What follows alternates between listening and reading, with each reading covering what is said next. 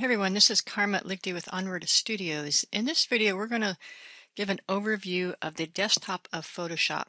Oftentimes it's quite overwhelming when you first open Photoshop and you see all these tools, panels, and options, and we're just not sure where to start. So in this video, we're going to kind of clarify and define some of the areas that we see in the Photoshop desktop.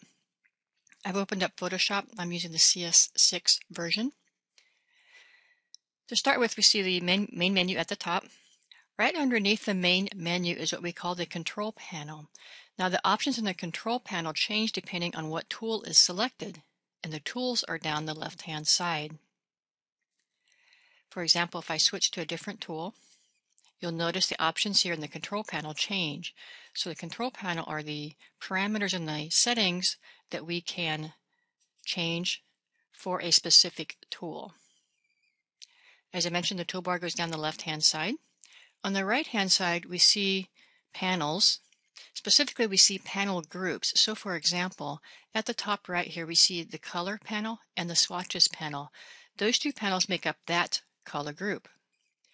Right below that, we see another panel group that's made up of the adjustments panel and the styles panel. And below that, we see another panel group consisting of layers, channels, and paths.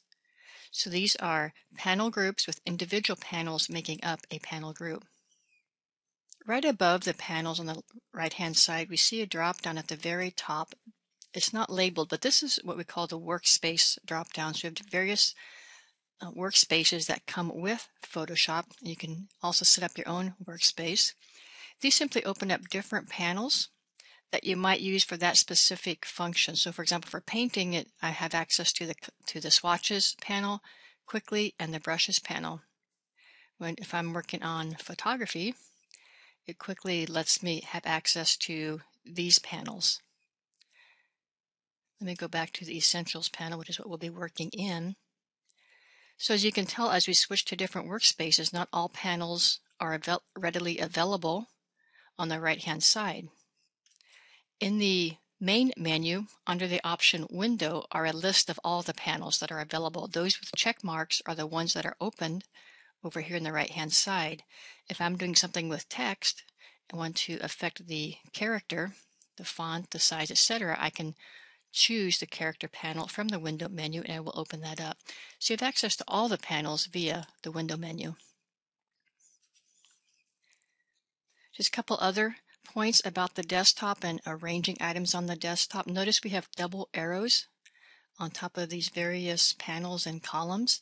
These expand and collapse. So for example, above the toolbar, if I click on that double arrow, it turns it into a two-column toolbar versus a single column. We have some panels here that are collapsed. I'm going to expand those.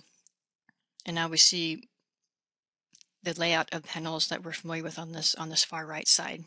So just another way to save screen space, which is a big deal when you're working with images inside Photoshop. You can also collapse these far right panels by clicking on that arrow. You can also change the amount of space it takes. So it collapses it to the icon in the name. We can further reduce the screen space by clicking and dragging in between these panels. You notice in this particular workspace, the Essentials, we also have a couple of, actually they're panels down here at the bottom. If I take my cursor down here at the bottom, if I click on the panel menu, it expands those, and now I have access to those specific panels. You can also reduce the screen space after they're expanded by just simply clicking and dragging it down. So that's a quick introduction into the desktop of Photoshop.